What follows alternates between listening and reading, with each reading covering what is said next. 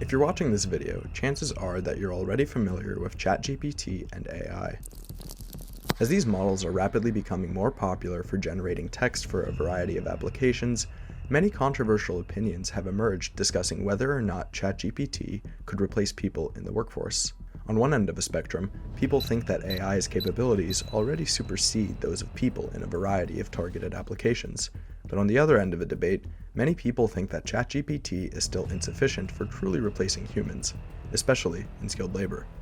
Today, we will cover this debate and discuss why people shouldn't underestimate the capabilities of these AI models and their ability to replace labor.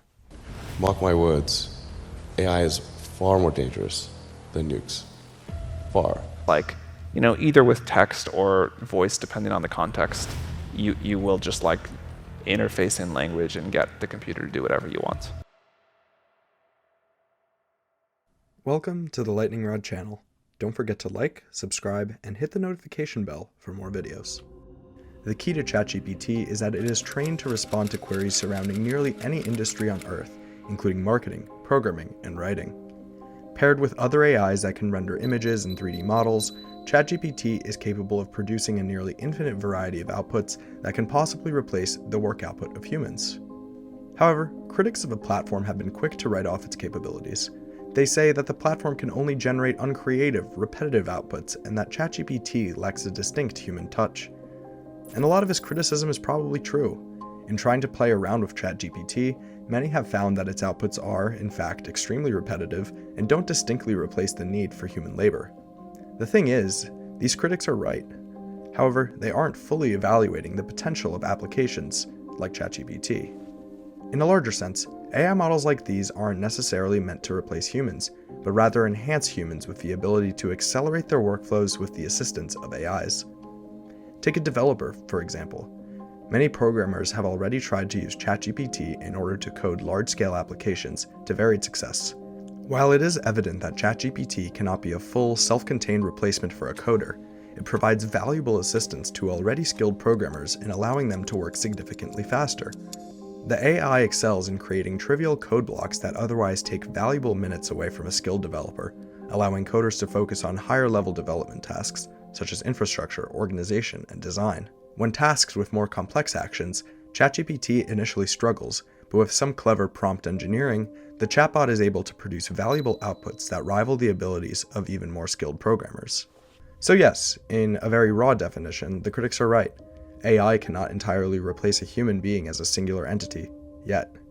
The level to which AI will be able to do this in the future is still up for debate, but right now it's just not enough. But in this criticism, it seems like people are missing the larger point of AI. Take a large corporation like Google, for example. When a company like this makes a budget, they don't itemize it on the level of an individual developer. Google employs around 40,000 software engineers at this time. However, this number is not really accurate at face value. These thousands of engineers are broken up into a far smaller number of teams.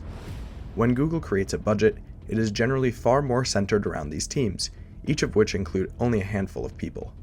For example, Google's Chrome team includes a few dozen members, and when Google assesses their budget for Chrome, it applies this to the entire team. Then, this team will create their own hiring demands according to this budget. For the sake of simplicity, let's say that another team at Google has an annual budget of $1 million. In this example, a team before AI might hire a product manager at $150,000 per year salary, a senior or lead engineer for $250,000 per year, hire 5 junior engineers at $100,000 per year each, and leave another $100K for operating costs. Now, I know that these numbers aren't perfectly accurate, but you get the idea. In this scenario, a new project takes a pretty typical route. A product manager fields a high-level decision from a stakeholder at the company and creates a new project structure for the team to follow. The senior engineer takes the problem definition and uses their deep programming experience to formulate a high-level architecture which makes the project technically viable. The team's junior engineers will create a lot of lower-level code for individual project modules, while the senior engineer and the product manager will work together to put these smaller modules into a cohesive application. At the end of the year, the team will release the project and move on to the next one. In this scenario, junior engineers do a lot of ground-level work, but it needs to be refined and fixed by someone more senior a lot of the time. However, the less than perfect code which juniors create is still really viable in this team structure, as there is always going to be someone more experienced to put everything together into a final product.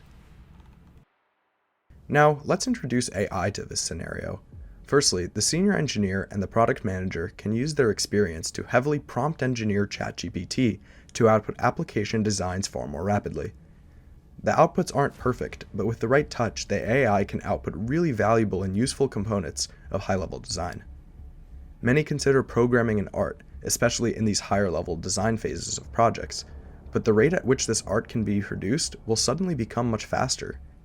By this point, an application design has already been created, and it's time for the entire team to come together and execute on a project. But suddenly, the senior engineer realizes that a significant portion of the work of junior engineers can be consolidated into the work of ChatGPT. The simpler modules and code definitions can easily be covered through AI outputs, and the senior engineer realizes that AI has given them a lot of free time that they can use on prompt engineering for creating these modules. It's been established that the job of a senior engineer already revolves around synthesizing the outputs of junior engineers. So how much of a difference is there really in synthesizing these same outputs from a far cheaper and more accurate AI? Suddenly, a senior engineer can actually start replacing a lot of the work of the team's junior engineers by directly talking to ChatGPT. In turn, the work of junior engineers slowly flows upwards to senior engineers, who have a better grasp of application requirements, and as a result, the juniors just have a lot of less work to do. In a tech economy which is really starting to value quantifiable output over the sheer number of employees, this spells bad news. Now, this company is tasked with creating a new annual budget for the team, which now includes AI. The company can continue paying the product manager and the senior engineer roughly the same salary, but now these two people can rely heavily on AI to accomplish the work of their team's juniors. The company recognizes this and sees that it can shed liabilities by laying off junior engineers in favor of AI. Now the team shrinks, as one senior engineer can accomplish his own original workload, as well as the workload of several junior engineers at the same time. The same concept can be applied to tons of other industries, especially those which require even less creativity than programming. However, even industries like writing, which do require significant creativity, will likely be impacted, although in a smaller way. One senior-level employee with the ability to converse with AI will simply become more valuable than the same senior employee and a horde of junior employees. Fundamentally, ChatGPT does not replace singular people, but team compositions, especially at large companies. However, this does not spell the end for entry-level workers. In fact, history has consistently shown that new technology only results in a net gain of human productivity. When the internet was blowing up in popularity, people thought that the ability to search the internet for answers would replace the need for lower-level employees. But in the end, the responsibilities of employees simply advanced to work more cohesively with technology. There's no way to properly see into the future, so only time will tell if AI is truly able to replace skilled human labor.